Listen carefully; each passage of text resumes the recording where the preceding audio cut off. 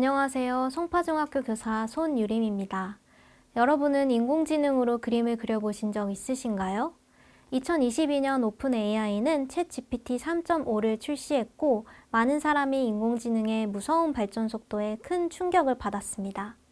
인간처럼 말을 하고 글을 쓰는 인공지능이 있다니 정말 신기하죠. 그런데 인공지능은 여기서 더 나아가 이제 그림도 그려줍니다. 원하는 이미지를 뚝딱 만들어주는 인공지능의 놀라운 능력에 어떤 사람은 새로운 산업의 발전 가능성에 매료되었고 또 어떤 사람은 부도덕하게 사용될 가능성에 우려를 표하기도 했습니다. 달리, 스테이블 디퓨전, 미드저니 등 다양한 이미지 생성형 인공지능 서비스가 출시되었고 점차 많은 사람이 이러한 서비스를 이용하기 시작하며 예술 창작 분야에는 큰 파장이 일어났습니다. 편리성과 위험성을 모두 갖춘 이미지 생성형 인공지능을 우리는 어떻게 받아들여야 할까요? 오늘은 이미지 생성형 인공지능의 개념과 특성, 위험성, 그리고 윤리적 사용 방법에 대해 알아보겠습니다. 오늘 수업은 생각 열기, 학습하기, 활동하기, 정리하기 총 4단계로 진행됩니다. 생각 열기에서는 인공지능이 제작한 미술작품을 감상하고 이미지 생성형 인공지능이 불러온 여러 가지 이슈에 대해 생각해보는 시간을 가지겠습니다. 학습하기에서는 이미지 생성형 인공지능의 원리와 한계점, 인공지능으로 변화할 미래, 인공지능의 잠재적 위험성과 윤리적 활용 방안에 대해 배워보겠습니다. 활동하기에서는 실제 인공지능을 사용하여 이미지를 제작하는 실습을 해보겠습니다. 마지막 정리하기 단계에서는 오늘 배운 내용을 복습하고 OX 퀴즈를 풀어보며 수업을 마무리하겠습니다. 자, 그럼 이제 본격적으로 이미지 생성형 인공지능에 대해 알아볼까요? 우리의 삶에 빠르게 침투하고 있는 이미지 생성형 인공지능에 가슴이 두근두근 하면서도 인간에게 해가 되지 않을까 가끔 두렵지는 않으신가요? 새로운 기술에 겁을 먹기보다는 신기술이 가진 잠재력을 찾아내고 안전하고 똑똑하게 사용하는 태도가 필요합니다. 오늘은 인공지능이 만든 이미지가 우리의 삶을 어떻게 바꾸어 놓을지 알아보겠습니다. 다음 사진 작품을 감상해 보겠습니다. 가장 먼저 흰 옷을 입은 여성이 보입니다. 어딘지 모르게 불안해 보이죠? 그 뒤에 검은 옷을 입은 여성도 보이네요. 이 여성은 흰 옷을 입은 여성 뒤에 숨어 조용히 얼굴만 빼꼼 내밀고 있습니다. 흰 옷을 입은 여성 위에 살포시 올라간 저 두 손은 누구의 손일까요? 그리고 저들은 어떤 관계일까요? 다양한 상상을 자극하는 오묘한 분위기와 오래된 필름 재질은 관람객의 시선을 오래 잡아두기 충분했고 결국 세계적인 사진 대회에서 1위를 수상하는 영광을 차지합니다. 하지만 작가 보리스 엘 다크제는 이 영광스러운 상을 거절했습니다. 아니, 작가라면 당연히 수상을 축하하며 축배를 들어야 하는 거 아닌가요? 작가는 왜 수상을 거부했을까요? 이유는 바로 이 사진이 작가가 직접 찍은 사진이 아니라 달리라는 이미지 생성형 인공지능이 제작한 이미지였기 때문입니다. 작가는 무슨 의도로 이 작품을 제작하게 되었고 어떤 마음으로 수상을 거절했을까요? QR코드를 통해 인터뷰 영상을 참고해보세요. 재밌는 사례를 하나 더 알아보겠습니다. 렘브란트는 1669년에 사망한 네덜란드의 유명한 화가입니다. 그가 생전에 그린 346점의 초상화를 안면 인식 기술로 인공지능에 학습시켜 렘브란트의 화풍, 붓터치, 자주 사용하는 색 등을 공부시켰습니다. 그리고 어두운 옷에 모자를 쓴 30대에서 40대 남성을 그려달라고 요청하였습니다. 그러자 인공지능은 마치 렘브란트가 그렸을 법한 초상화 한 점을 만들어냈습니다. 그 후 3D 프린트기를 사용하여 실제 물감으로 그림을 그린 것 같이 작품을 제작하였습니다. 렘브란트와 똑같은 구도, 붓터치, 색감 등을 재현한 이 초상화를 우리는 렘브란트의 진품이라고 소개할 수 있을까요? QR코드를 통해 작품이 제작되는 과정을 영상으로 만나보세요. 지금까지 인공지능을 활용하여 제작한 예술작품 2가지를 만나보았습니다. 이 사례에서 우리가 생각해볼 점은 무엇일까요?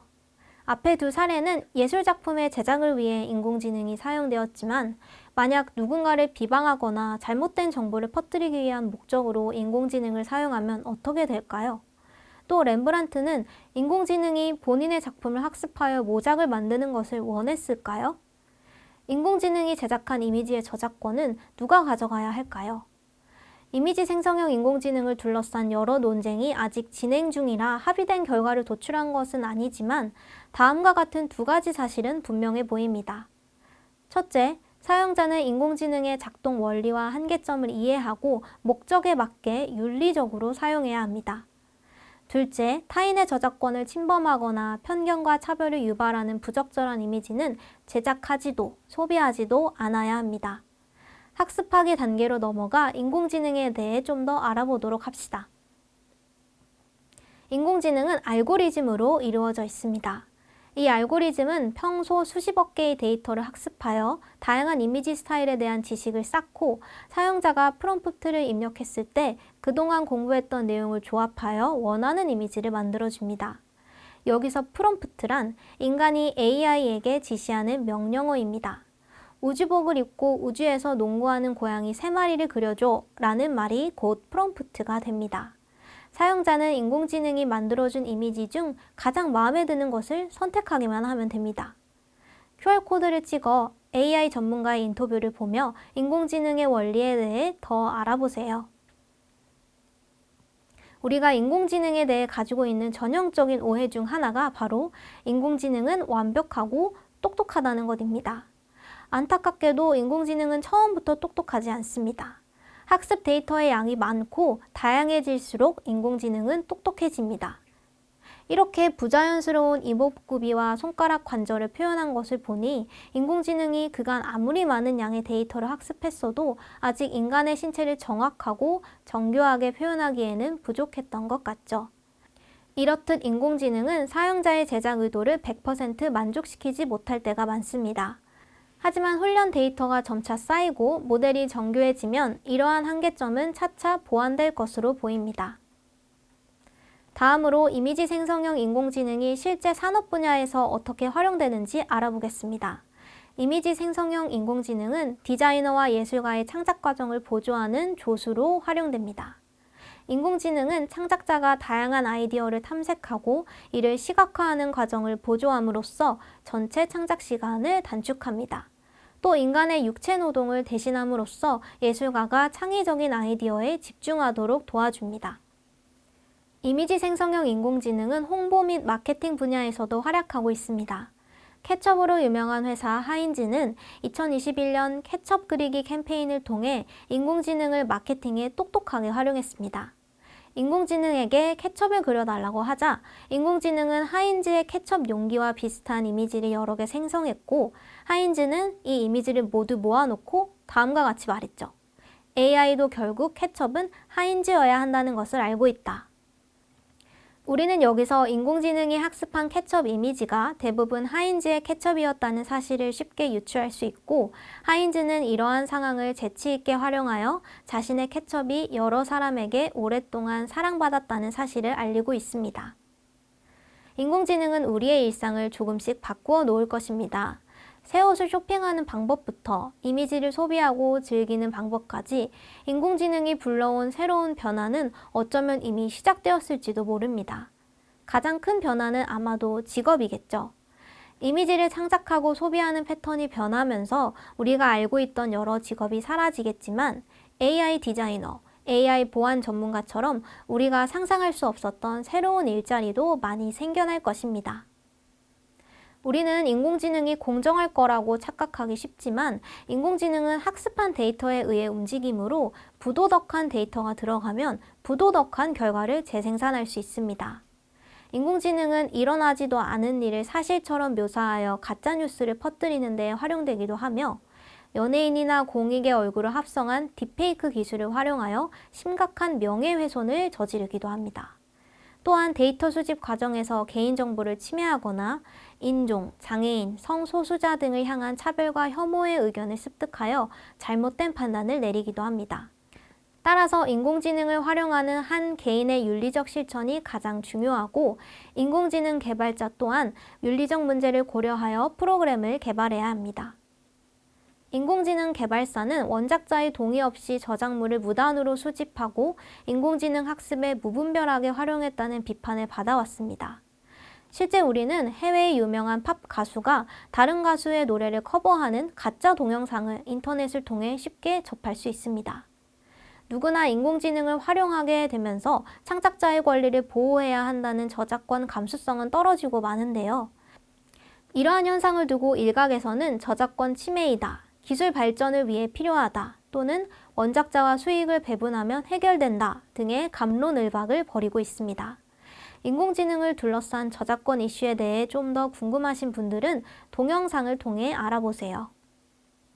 미국 대법원장 얼 월에는 모든 것을 법으로 막을 수 없다, 사용자 개인의 윤리가 필요하다 라고 말한 바 있습니다. 인공지능 사용 윤리에는 다음과 같은 4가지가 있습니다. 첫째, 공공의 이익을 위해 인공지능을 사용해야 한다는 공공성.